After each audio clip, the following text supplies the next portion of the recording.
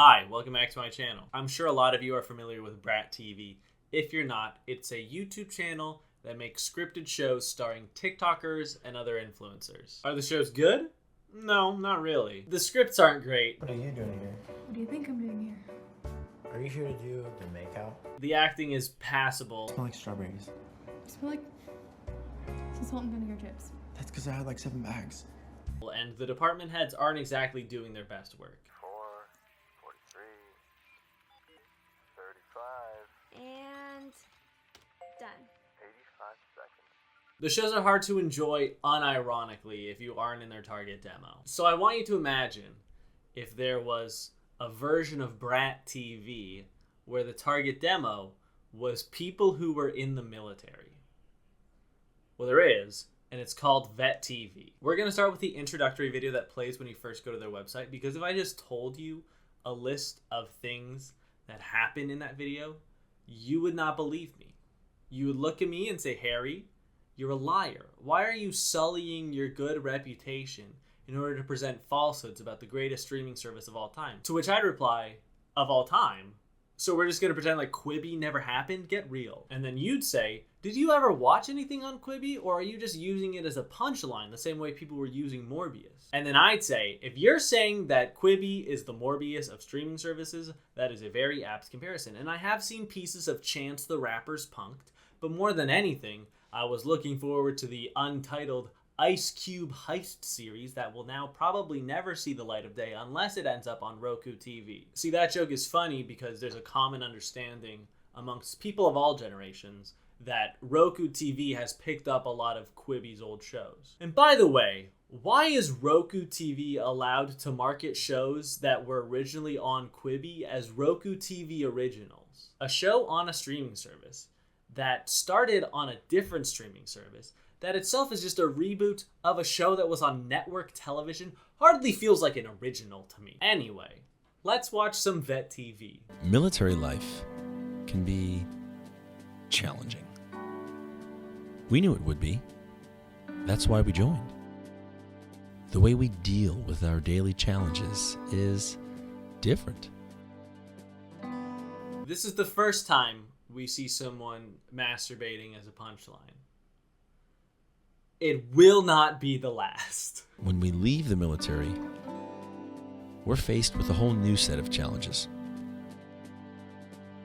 Because now we have to adapt to the civilian world. This is like a college class, and I didn't go to a normal college because I like making poor decisions. But based on my understanding of what college is, it's not 6 people sitting around a table with a professor that's 2 feet away teaching you about whatever it is the class is about, right? I understand that every college advertises how small their class sizes are, but like I think they mean in terms of number of students, not in how physically small the classroom that you will be in is. A world where we constantly feel different. I love how oblivious the professor is to the people passing notes, and like it's college. It's not like they're gonna be like, no passing notes in my classroom. I think, again, I've never been to an actual college. But if people were doing that right in front of you, wouldn't you at least like look at them and be like, what are you doing? Come on, let's focus up now. A world where we constantly feel different. I do love the added realism that there are math equations on the whiteboard in this very realistic classroom that he has drawn. It's a nice touch. A world where no one around. Huh? You like my large penis? Someone passed me a note of them with just the largest hog in the world, and then you look up from the note and you see that face. I don't think I would ever talk to that person again. And I do like that the person who he handed the note to just kind of goes, what? A world where no one around us seems to understand us. The way we think and the things we find funny are not always shared by everyone else. Our sense of humor is dark. That feels racially motivated. So every now and then we need to get away. We need a release. We need somewhere to go to feel normal. And then it turns out this was just an ad for OnlyFans the whole time. That'd be a great twist. Vet TV features all original shows that recreate every part of the post 9/11 military experience. From your first days in boot camp to your last appointment at the VA. It doesn't matter what you did in the military. It's not a porn site though, I promise. Like it would be very funny if I made a whole commentary YouTube video about a porn website. That would be funny, but that's not what this is. This is a streaming service, I promise. This video will get demonetized. Veteran television, for us, by us. FUBU, baby. Come Vet TV with us. We have it on the like mobile app, the computer, the television. Like, look at how easy this is. You can watch 4 different shows at the same time, and you won't understand what's happening in a single one of them. But you could do it. And that's what makes this great. So based on that, I thought that this was going to be like the Black Rifle Coffee of streaming service. You know, like heavily militarized, toxic masculinity abound, Star Spangled Banner playing everywhere we go. And now, having watched every single episode of content that you can without having to pay them any money, I was right. Isn't that fun when you go into something with a preconception of what it's going to be, and then that preconception is proven correct? It's great. I felt so smart. Everybody loves the troops and loves the good old US of A and loves shooting a gun to kill somebody and imperialism and all the usual trappings of a military lifestyle. They do talk about things they don't like and how it's not always a fun job. And they are more willing to be bipartisan in who they make fun of than I was expecting. But then it always comes back to, you know, at the end of the day, these were the best memories with the best guys I ever knew. On top of the American Empire stuff I was mentioning earlier, one big gripe I have with the service, the streaming service, I'm surprised they haven't made a pun like that themselves on their website, is that because every show has to be about the military, they're so ultra pigeonholed in what their series can look like. It would be like if every show on Netflix was about a group of ragtag kids in the 80s dealing with supernatural phenomena. Sure, you can tweak tone and you can mess with like plot points, but after a while, it's going to feel the same. There are 12 shows you can watch without having to pay any money. 10 of them are scripted series. I mean, like a couple of those are sketch shows, but they all have a script and they're not like reality television or documentary. In those 10 scripted series, every protagonist is in the military, whether active duty or stateside doing like administrative work. If the show takes place overseas, there's usually civilians they've got to take care of or terrorists they got to take care of. But of the 5 shows that happened stateside, I counted 2 characters who are not in the military. 2 people, and one of them is somebody's mom. On top of that, every show is acted by more or less the same group of people. They're like a theater troupe almost. So it all kind of starts to blend together. It also doesn't help that they make a lot of the same jokes. And they place their characters in a lot of similar situations. It feels like every show has a character masturbating as a punchline and a character getting called a slur as a punchline. We're using the word punchline incredibly loosely here. Don't get me wrong, jerking off, solid punchline. I'm all for it. It's just when you use that same punchline over and over and over and over and over again that it starts to lose some of its pizzazz. Some of the mystique of masturbation starts to fade away. I know I just did a supercut of all the masturbation jokes. I'm not going to do that with the slurs. They're there. I promise you that they're there. But it just doesn't feel right, especially for me, to put like a compilation of it. It almost feels like I'd be making a resource rather than providing context to give commentary to. So, if you want to go look at them yourself, be my guest, but I'm not going to put them in this video. They're there, though. One show I didn't have the pleasure of watching was the Department of Offense, where they do brownface and have white people in hijabs, you know, classic stuff. It's just so easy to go, oh, I'm going to make something that's going to trigger a bunch of people, and you can't stop me because I have freedom of speech. I just, you know, I'm a little quirky and I got a dark sense of humor, and then the dark sense of humor is just bigotry. And I'll say it explicitly. Bigotry is wrong and bad. Thank you. On top of that, there's nothing challenging or unique or really even interesting about a white man slapping on a beard and then going, hot Muslims be like. It's just so lazy. I like dark comedy, but there has to be something more to it than just, wow, minorities sure are different than we are. I will say, the one area that Vet TV severely differs from Brat TV is their production quality. Vet TV's is so much higher. Vet TV is well shot and edited. The ADR is clean. The props department does a good job. Hopefully. I hope these aren't all real guns. The costume designers do good work, though in their case it makes sense that they're called a costume designer, because in a lot of the shows they design one costume and then everybody wears it. It's no Diana the Musical, if you know what I'm saying. As I said, I watched everything that I could, so I'm going to talk about all the different shows. Recruiters Mission First is the first show that I watched, and it is the best show that I watched. So just know it all goes downhill from here. We open on a military officer talking about how much he wants to pee in the butt of a high schooler. I would totally pee in her butt. Pull-ups? I've never heard of soldiers winning wars with pull-ups. What an opening line. This is the first thing we hear him say, and this is the best show. It's just a general strength test, fellas. Weak. No, strong. It's a strength test. You guys know you can write full lines in a script, right? It doesn't have to be all segmented like this. Then there's a school shooting. That's why we're in a high school. And outside, they absolutely nail the characterization of these police officers. Lieutenant, shouldn't we go inside and save the kids? We're not obligated to do that. So the guy from the beginning of the episode will never get to pee in a high schooler's butt because he's dead.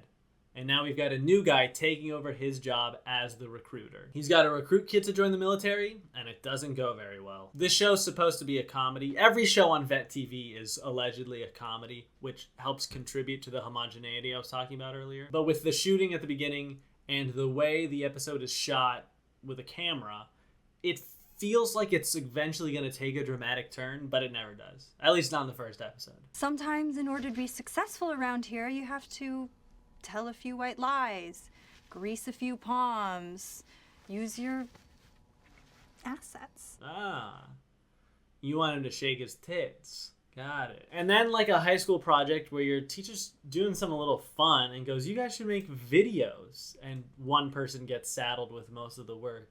It ends with a blooper reel. All right, back to one.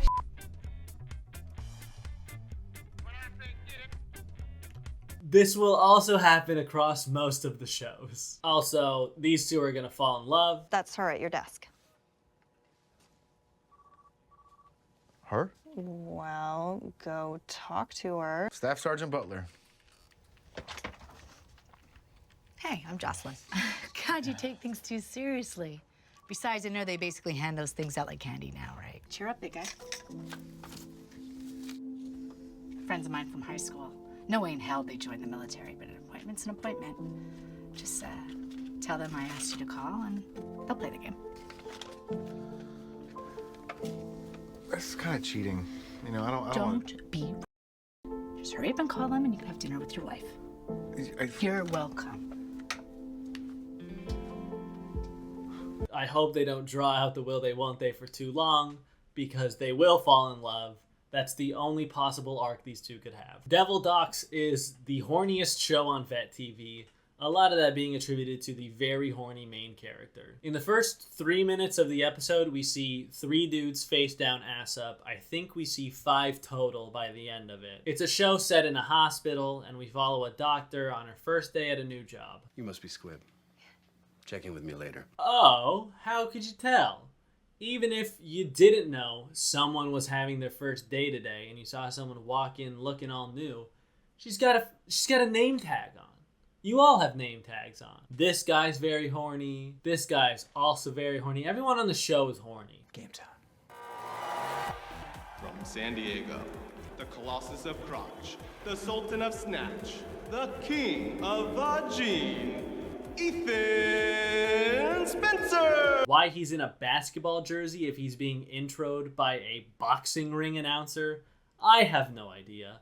But this guy has a lot of sex. Another dude is getting his dung crumb checked, and the POV of the camera being in the dude's butt, complete with little hairs around the edge of the frame, is a commendable commitment to detail that honestly I can't even be upset about. Turns out that the main character's fiance is cheating on her, and he's getting pegged by an incredibly busty woman. So the doctor goes home and uses her vibrator that is possibly possessed by the devil. Cos'è?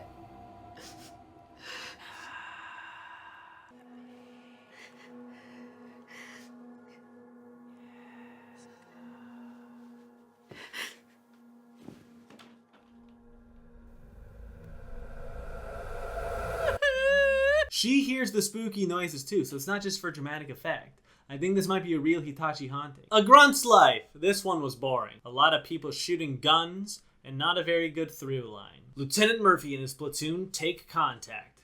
Priorities shift a little bit, but the mission remains the same.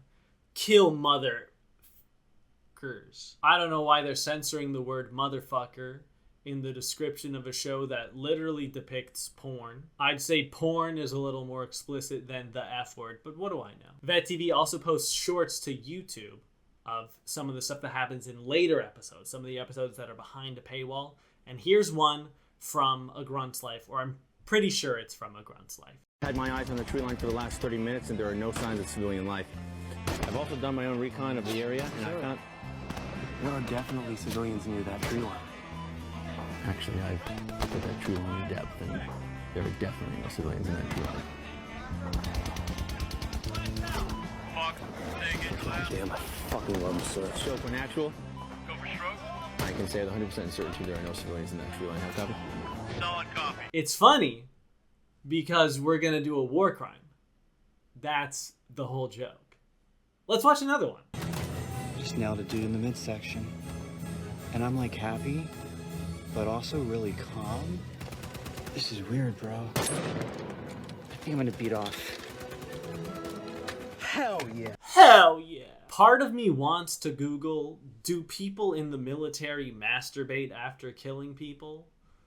But another part of me doesn't want to know. Just wants to continue to live in the ignorance that I'm in right now. So I'm not going to do it. All in all, this show's not my favorite. The Shop is their Office parody, and I don't know that it's so much parody as it is the same show, but it's set in the military. One of the characters is married to a woman named Pam. We've got the quirky boss, who maybe isn't the best suited for the job.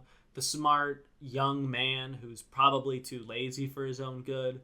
The kind woman who tries to bring everyone together. And of course, those last two have some romantic tension between them. But they're in the military, so it's different. Also, they photocopy each other's cock and balls, so I don't think that was ever on NBC. This show features the fakest family photo I have ever seen, and somebody making a call the same way that they do on Selling Sunset. Meanwhile in the Barracks and Meanwhile in the Field are sister series that take place in, well, I can't remember where, but they're sketch shows. No overarching plot, no overarching.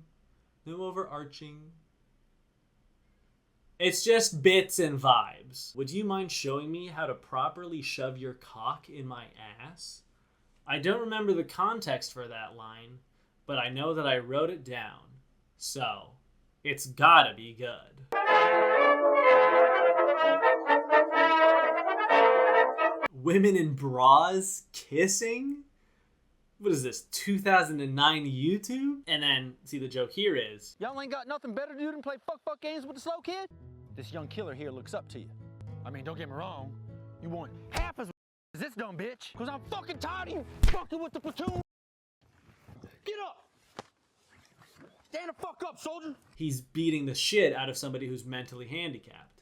That's comedy. This one and A Grunt's Life have got to be my two bottom tier series. Team BAMF is a stop motion show that tries to fall somewhere between Team America World Police and Robot Chicken, which there isn't a large tonal gap between the two, so it lands it pretty well. If you thought you'd had enough of humans jerking off, how about action figures cranking it? The title of this episode is Groundhog Day, but he's more like the Joker than he is like Bill Murray. The main guy is fed up with doing the same menial tasks and eventually starts murdering people, but it was all a dream.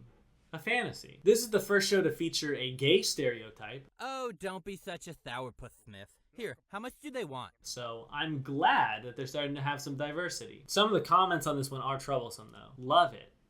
Like the story of my life. This is Team America done properly. Totally fucking motivated. I sure hope you're not motivated by this. Motivated to do what? Kill Die Laugh is another sketch show, and their sense of humor is just not for me. Some of it is that stuff I mentioned earlier where it's offensive just to be offensive, and that's its own thing. But believe it or not, I just don't share the same comedic sensibilities as the writers of Vet TV. And you know what? I think that's okay. Oh look, somebody's beating off again, this time in front of their child.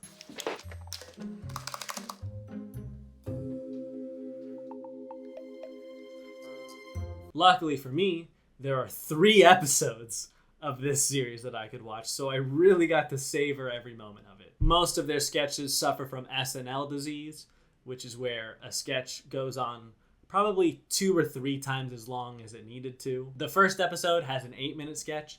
The second one is a 15-minute sketch, and the last one clocks in at 13 minutes. All of which have some of the slowest dialogue you've ever heard in your life. You know, part of me wishes he'd just go to college where I know he'd be safe. But it's my job to support him. And besides, I know he would look so handsome in a dress uniform. You made the right call. Come to us first, son. Troops Gone Wild is a clips show. It sort of feels like AFV or Tosh.0. It definitely looks the most modern of their series. And not to brag, but I did get to see a dude get hit in the nuts while his nuts were just hanging out of the zipper hole in his pants. Just see them get smacked. So this show's doing all right in my book. V for Valor is a fine show about someone getting a military award, but really they should get an award for great out-of-context lines. Well, technically it was lunch, but I'll take the cock sandwich. Hold the balls. Sorry, Anderson. You know I prefer my women dump truck dummy thick. I jerked off 13 fucking times yesterday. We all fucking jerk off. The delivery on this one is what really makes it special. Penultimately, there's The Bet, which is kind of like Devil Docs in that it's about a very horny woman, and kind of like Recruiters in that it's about interpersonal drama and it takes place stateside. And at this point, I was ready to be done. I had watched so much Vet TV, I was ready for it to be over. At one point in the episode, they drink out of a Black Rifle coffee mug. Is that product placement? Because if not, God, you guys, what are you doing? The brand synergy between you two would be off the charts. The last one is War Animal. And I saved this one for the end because I have the most mixed feelings about it. This one is a docuseries talking about the war in Afghanistan and the people who were in it and their feelings about America withdrawing from Afghanistan in summer 2021. When innocence is lost, morality follows close behind. And even the most well-intentioned and good-hearted American citizen can be turned into a fucking animal. On one hand, it's really humanizing to see these people who I've seen play a bunch of different characters talk as themselves, and about how they personally feel, and what they saw, and how it's affected them mentally. War is a very real thing that you have to deal with, and it's why at the end of all of their episodes, they have a screen that's like, text a friend who you served with, because community is one way that veterans can quite literally keep each other alive. So that's a good thing, that they're like encouraging people to, you know, maintain bonds. Then you hear some of the things they say about their time in the military, and you expect a but. I fight out of anger, frustration, bitterness, and hatred. I hate these fucking people. You had to have the types of guys that were just chomping at the bit to put holes in people. That, you know, you couldn't have guys afraid to go running through buildings. So it absolutely was encouraged. You see anybody looking at us, you fucking drop them. So he tells me this in an email. And I'm like, this is what we needed. We can fucking continue the killing. But that but never comes. And I don't think they're fully responsible. Some of that for sure lies with the US government and the way that it coerces young people into doing bad things in the name of preserving American empire and using military might to spread imperialism. And I'm sure that there are a billion videos by better bread tubers talking about this than I ever could do. See, that sentence didn't even make sense. But you'd hope they'd feel bad about some of this stuff, right? See it as a necessary evil, but they don't. It's very, I just did what I was told, I did what had to be done vibes. They're even gleeful at points. This wasn't the last show I watched. It comes up about halfway through. But it definitely soured the rest of the experience for me. But what do I know? I'm just a musical theater major from the liberal coastal elites. How do I end this video? I'm all hot and sweaty now. I think my big takeaway from this is that the alt-right pipeline is still very much intact, because my friend John is the one who sent me that short of the people laughing at a war crime, and we both watched it and then did some more exploring on what Vet TV was. But very quickly, both of our YouTube recommended feeds just became so quickly devolved into this content is all you're gonna see. And that's bad. I'll say it. Maybe I'll come up with another conclusion later, but that's what I have for right now.